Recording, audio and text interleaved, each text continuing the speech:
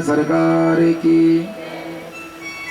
कुछ ऐसा सूचना है जिसके तहत आधे घंटे तक वाद्य यंत्र नहीं बजेंगे, केवल आप लोग शांतचित्त होकर के कथा सुनो।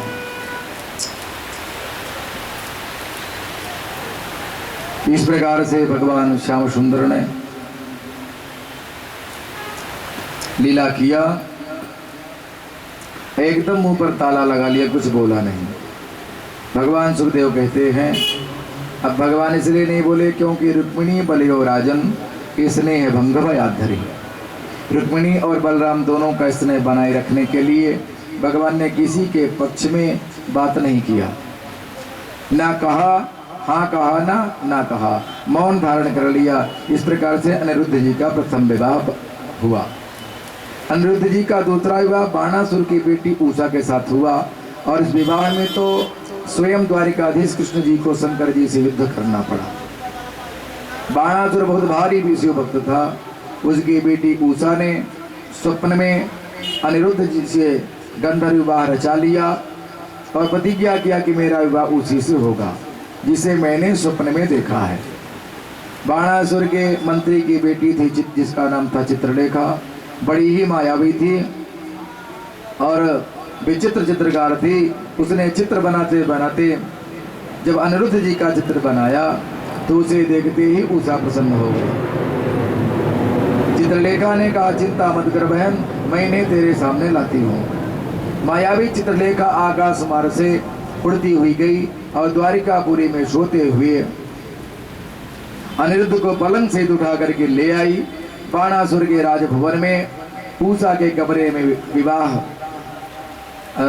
एक रूप से संपन्न हो गया। और बाणासुर के राजभवन उषा कमरे में अनिरुद्ध जी की नींद खुली तो पूछा कि कौन हो। उषा ने कहा, मैंने ही आपको बुलवाया है, मैं आपसे विवाह करना चाहती हूँ। अनिरुद्ध जी ने उषा को पसंद किया और दोनों का गंधर्व रीति से चुपचाप विवाह हो गया। अब राजकुमारी के भवन में अनिरुद्ध विराजमान है। किसी बात पर उन्हें जोर से हंसी आ गई, सो द्वारपालों ने सुन लिया। अंदर से हंसने की आवाज कैसी आई, जाकर बाणासुर से शिकायत किया, कन्या याह कुल दूषणम।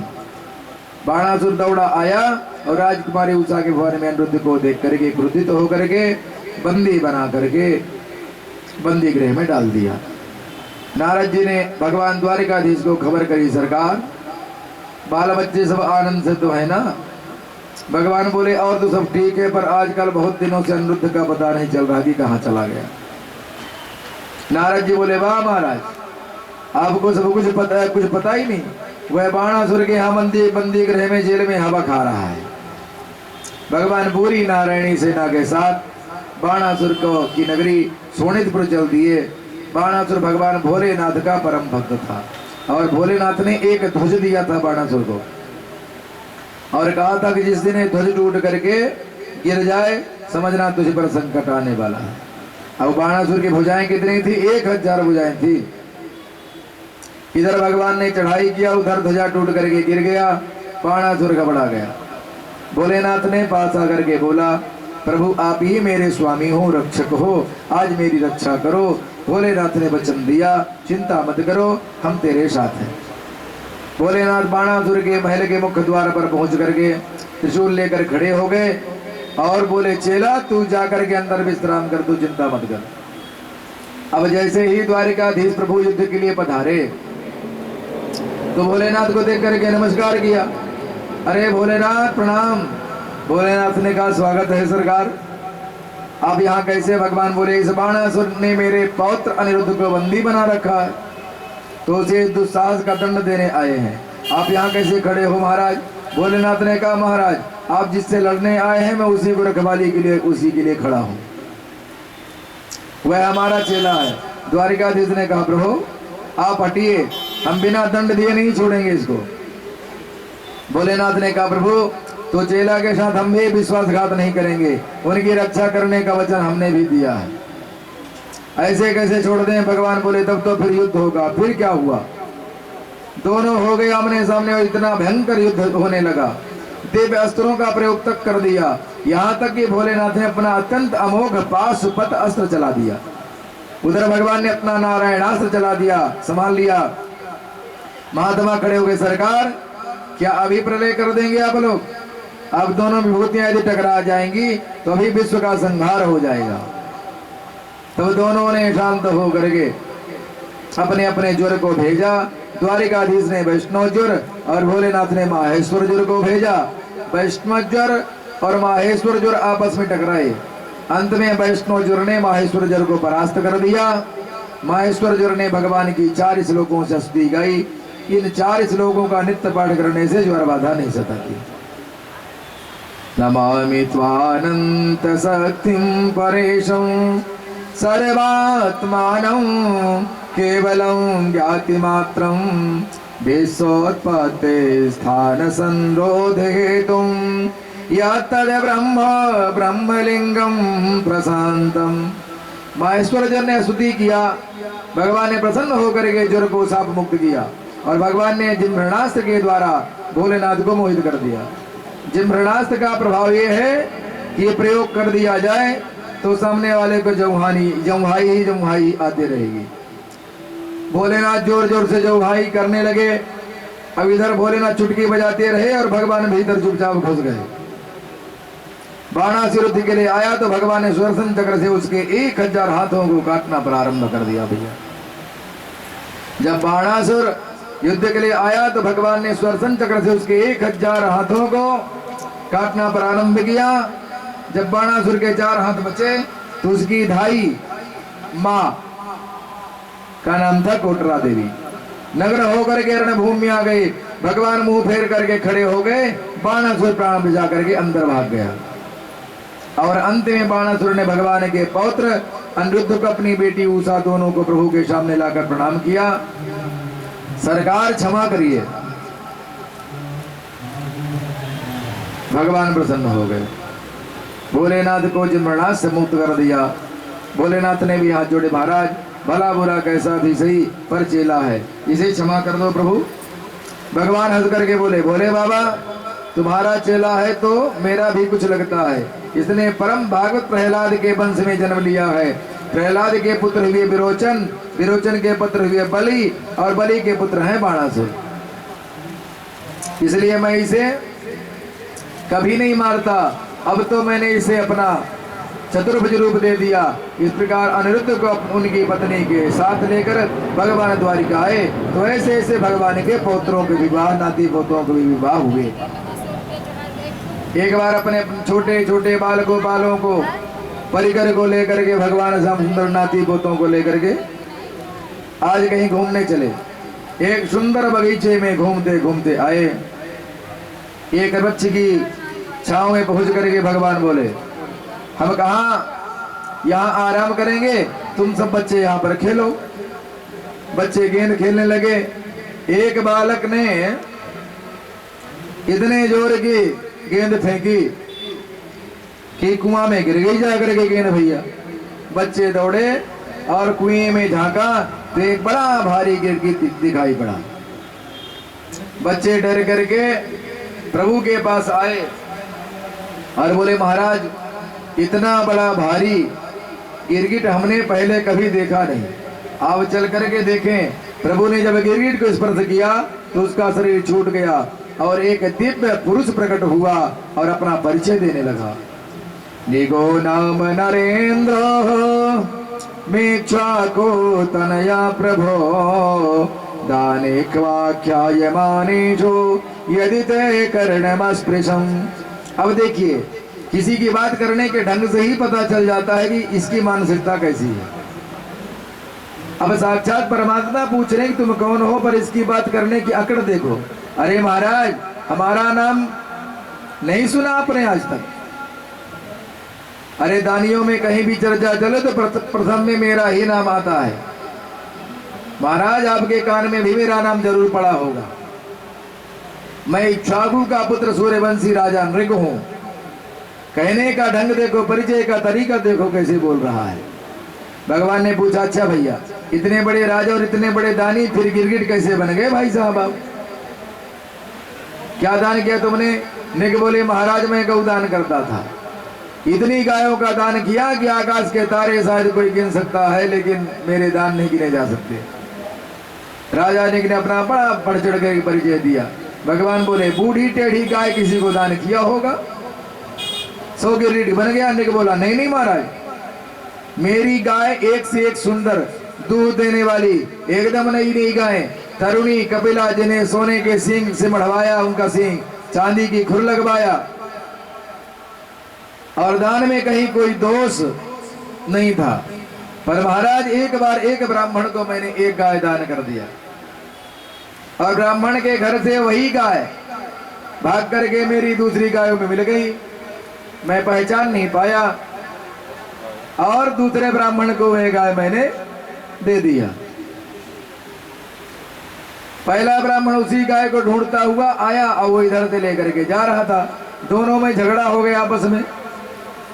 वो कहता ये मेरी गाय, हो कहता मैं मुझे अभी अभी ब्राह्मण ने दिया, राजा ने दिया। वो ब्राह्मण बोल पड़ा। तब तो भैया वो दोनों निर्णय कराने के लिए हमारे पास आ गए। दोनों ने कहा, और दोनों ने ही उस गाय को ही लेने की ठान दिया मन में। राजा कहते हैं भैया दूसरी गाय ले लो। अरे 2-5 गायें ले लो, लेकिन उसे एक ही ब्राह्मण ले हो। दोनों नहीं माने। दोनों ने कहा हम उसी गाय को लेंगे, हमारी गाय है। राजा ने कहा कैसे संभव? तो दोनों में ने मिल करके कहा राजा ने अगर ऐसी बात है सुनो, जाओ तुम गिरगिट कैसे रंग बदल रहे हो, जाओ तुम स्वयं गिरगिट हो जाओ। महाराज इस श्राप का कारण तो और कुछ नहीं था। और जब मैंने उनसे प्रार्थना किया तो उन्होंने कहा था कि द्वापर के अंत में श्याम सुंदर के श्री चरणों से आपका उद्धार होगा। और प्रभु आज मैं उद्धार हो गया, आज स्वयं आपके श्री चरणों का दर्शन करके मैं कृतार्थ होकर के जा रहा हूँ, ऐसा कह करके चला गया। वहां पर ही भगवान ने अपने सभी बच्चों को समझाना प्रारंभ किया। बच्चों देखो, तुमने अनेक की आत्मकथा को सुन लिया। देखो ब्राह्मण और संत का अपमान कभी अनजाने में भी नहीं करना चाहिए, और अगर कभी हो जाए तो समझ लो बहुत ही खतरनाक होता है।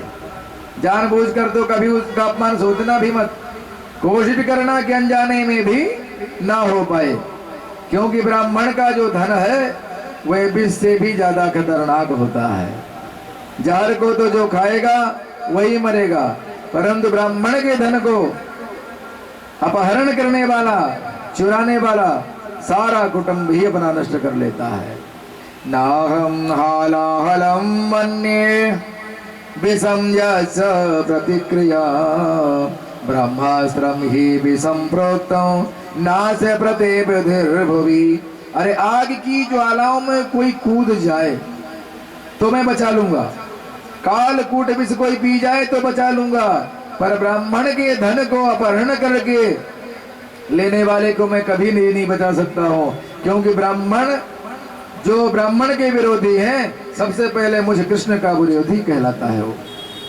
अन्यथा में सा दंड भाग, जो मेरी इस ब्राह्मण सेवा की आज्ञा का उल्लंघन करेगा उसे मैं स्वयं अपने हाथों से दंड दूंगा। इस प्रकार प्रभु ने अपने बच्चों को ब्राह्मणों के प्रति बहुत सावधान किया। समय समय पर भगवान अपने बच्चों को इसी तरह शिक्षा देते थे। भय बिन हो न प्रीति, बिना भय के प्रीति नहीं होती भैया। प्रभु ने देखा देवंशी बालक बहुत बलशाली होने के साथ साथ बड़े ही उच्छृंखल भी हो रहे हैं, इसलिए भगवान ने थोड़ा सा भय दिखाया और समझाया।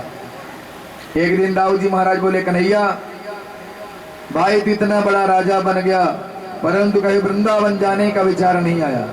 ब्रजवासियों को परसों लौटने का वचन दिया था, वर्षों बीत गए, अब तक तो कभी जाना हो ही नहीं पा रहा है। भाई काम तो कोई ना कोई लगे ही रहेंगे, चलो भाई वृंदावन घूमने चले। भगवान बोले दाऊ भैया इस साल आप ही घूम आओ। दाऊ जी बोले तो ठीक है, तू अपनी द्वारिका संभाल, मैं तो चला। वृंदावन और गर्मियों की छुट्टियां वहीं मनेगी पूरे 2 महीने के लिए। 2 मासौ तत्र चावासीन मधु माधव में वचा, मधु और माधव 2 महीना वहीं रहेंगे। अब मधु कौन सा महीना है? चैत्र नवमी तिथि मधुमास पुनीता। और माधव कौन से महीने कहते हैं? वैशाख के महीने को माधव कहते हैं। तो चैत्र और वैशाख ये 2 महीने का अवकाश लेकर के दाऊ जी वृंदावन धाम पधारे। ब्रजवासियों के तो आनंद का भैया पारावार ही नहीं था। वृंदावन धाम में दाऊ जी का खूब स्वागत किया गया।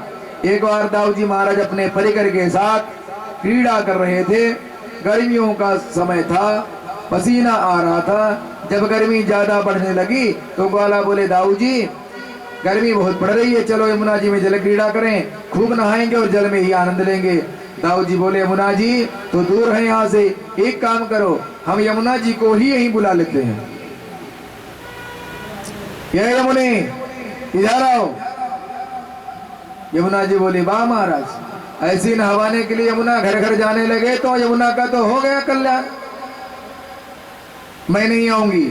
अब तो दाऊ जी की आंखें लाल हो गई। यमुना जी को बुरी तरह डांटना प्रारंभ किया। पापे त्वं पापवज्ञाय यन्नायासि मजांहृताः।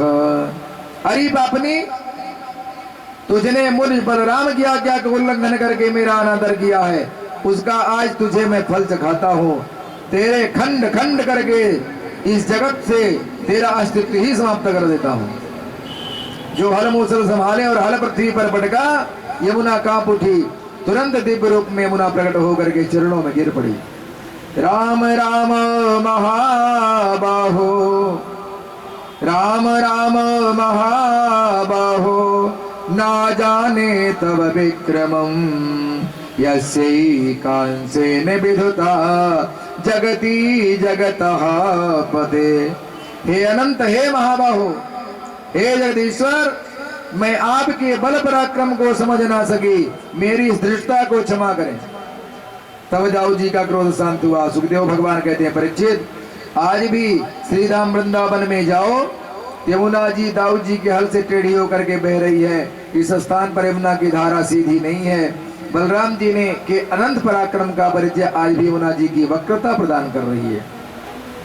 इधर द्वारिका में जब तक दाऊ जी रहे, किसी की हिम्मत नहीं पड़ी कि आंख उठा के देख ले। पर जब दुष्ट राजाओं के पता चला कि दाऊ जी वृंदावन छुट्टी मनाने चले गए हैं, सो ही द्वारिका के ऊपर दुष्टों ने टेढ़ी नजर डालना प्रारंभ कर दिया। एक पौंड्रथ नाम का राजा था, जो स्वयं को भगवान सिद्ध करने की कोशिश में लगा रहता था। उसका मित्र था काशीराज, और उसे भड़का रहा था, तू भगवान बन, मैं तेरा पुजारी बन जाता हूँ, दुनिया में तेरा प्रचार प्रसार करूंगा और तू भगवान वर के पूजा स्वीकारना।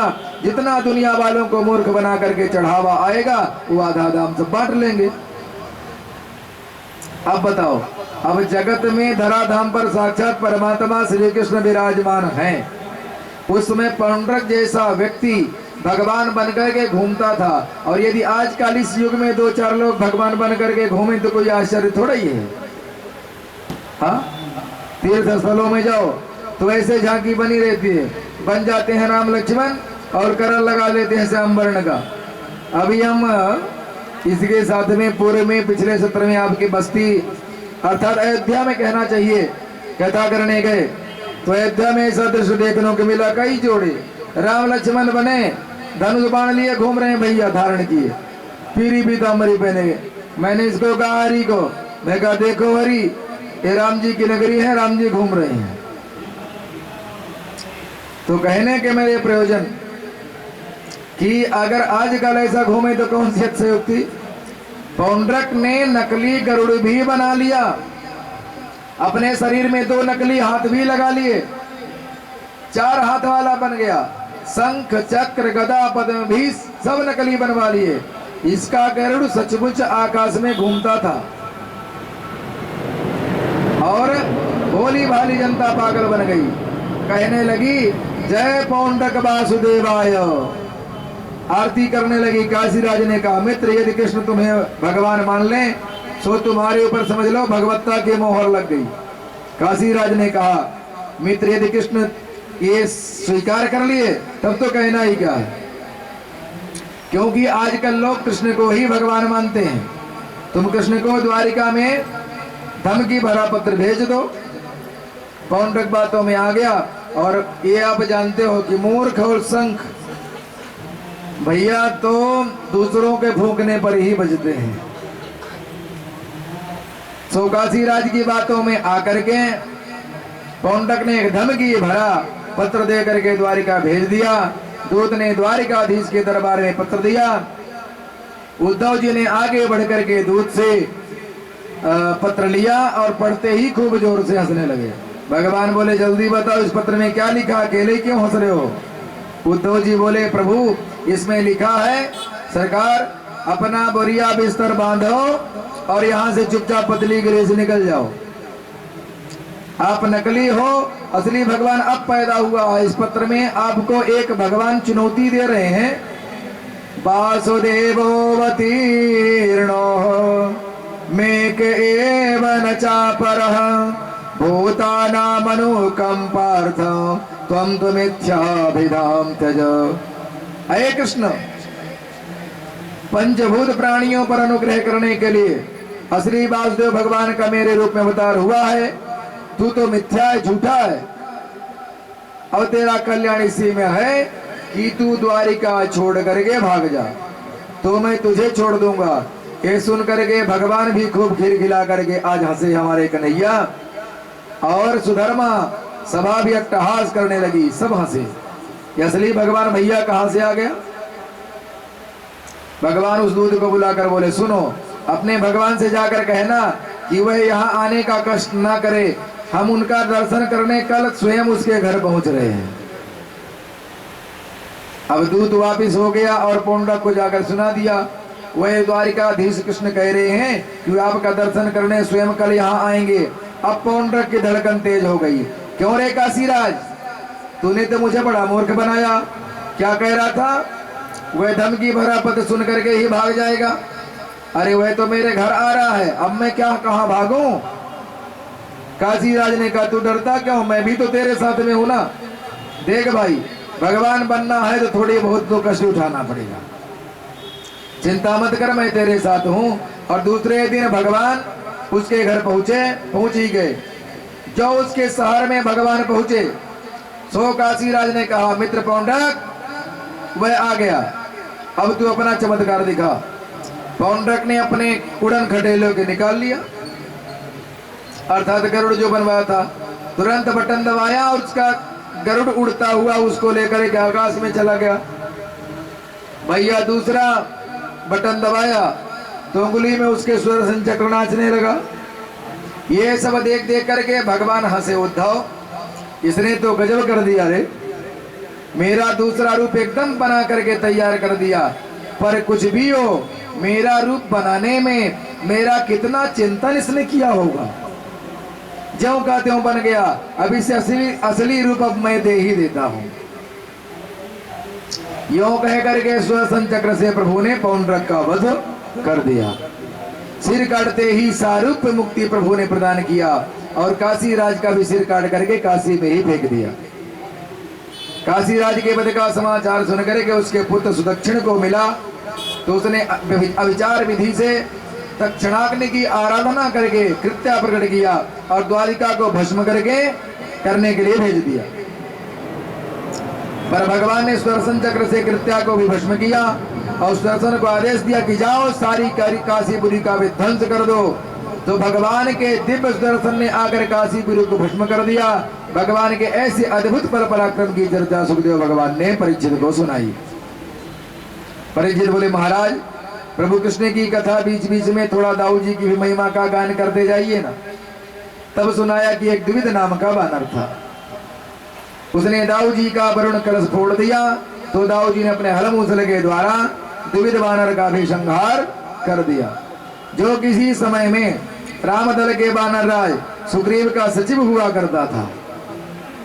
एक बार दुर्योधन की बेटी लक्ष्मणा का स्वयंवर हो रहा था।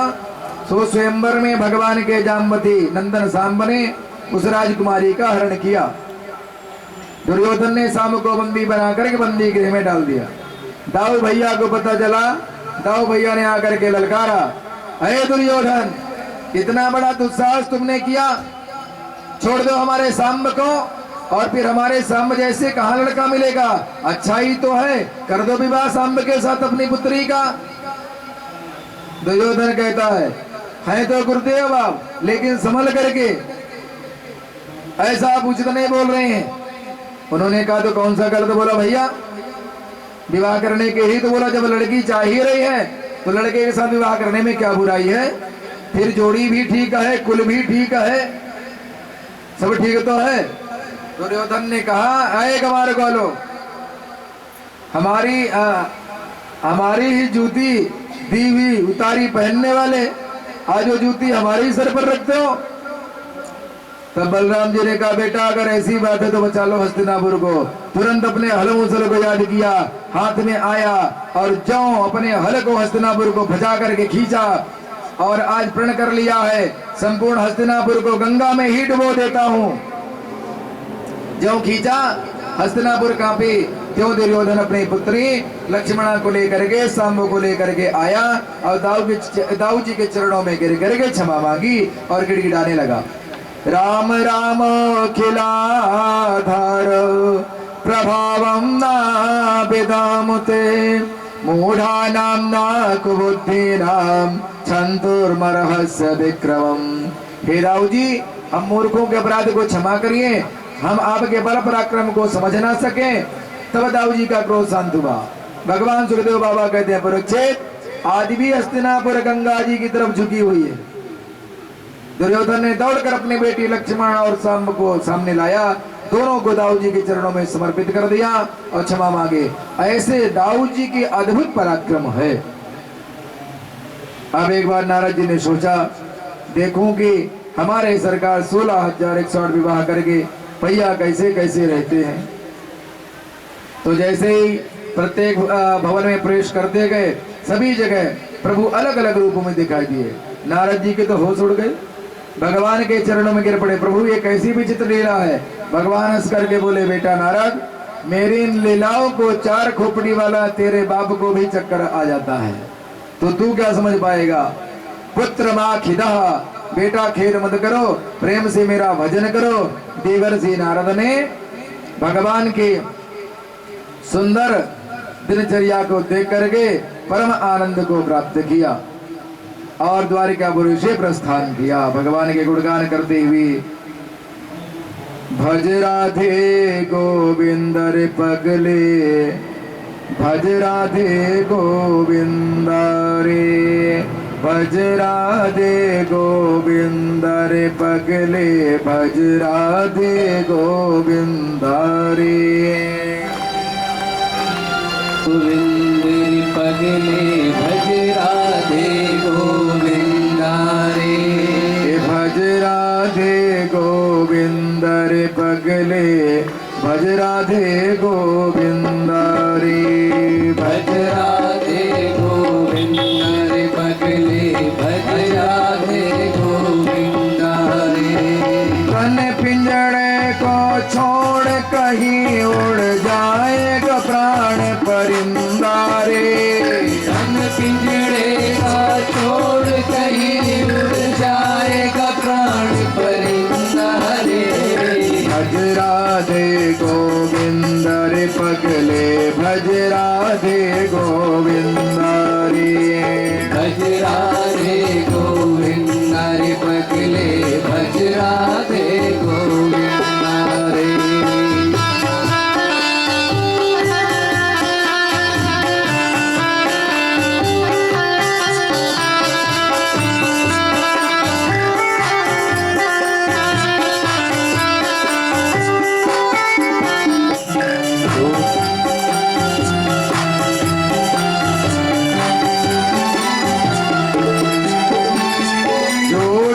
सारी दुनियादारी झूठा तेरा मेरा रे। झूठी सारी दुनियादारी झूठा तेरा मेरा रे। झूठी सारी दुनियादारी झूठा तेरा मेरा रे। झूठी सारी दुनियादारी झूठा तेरा मेरा रे। आज रुके कल चल देगा ये जोगी वाला फेरा रे। आज रुके चल देगा ये जोगी वाला फेरा रे। आज रुके कल चल देगा ये जोगी वाला फेरा रे। आज रुके कल चल देगा ये जोगी वाला फेरा रे। भेद भाव के छोड़ के पगले मत कर तू पर निंदा रे। भेद भाव को छोड़ के पगले मत कर दो घर